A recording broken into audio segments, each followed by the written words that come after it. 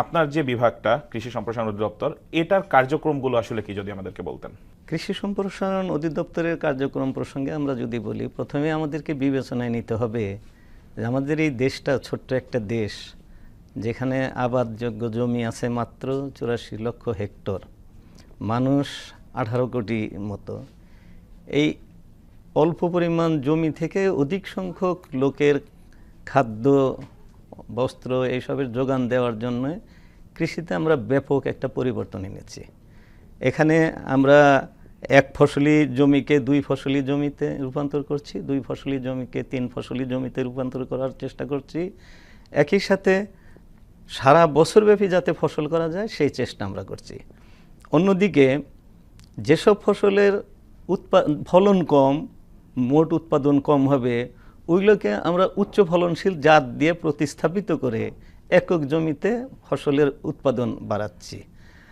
আবার অনেক সময় দেখা যায় কৃষকের যেহেতু জমির পরিমাণ কম, সেজন্য আমরা কৃষকের জমিতে উচ্চ মূল্যের ফসল করার জন্য পরামর্শ দিচ্ছি যে অল্প পরিমাণ জমি থেকে কিভাবে অধিক পরিমাণ ফসল উৎপাদন করা যায়, অসময়ে ফসল উৎপাদন করা যায়, উচ্চ মূল্যের ফসল উৎপাদন করা যায়, যা করে আমাদের কৃষকগণ লাভবান হতে পারে।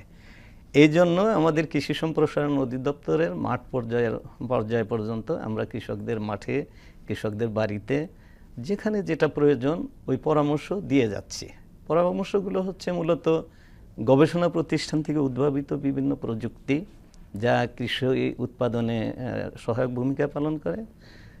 গবেষণা প্রতিষ্ঠানের বিভিন্ন জাত, উচ্চ ফলনশীল জাত, ঘাত প্রতিক্রিয়াশীল জাত, উচ্চ মূল্যের বিভিন্ন ফসল, এগুলো যে যে জাত আসতেছে আমরা এগুলো কৃষকের মাঝে নিয়ে যাচ্ছি। এটা তাদেরকে হাতে কলমে আবাদ করা শেখাচ্ছি, তাদেরকে আমরা লাভের পথে রাখার চেষ্টা করছি। আমরা এইভাবেই এগিয়ে যাচ্ছি।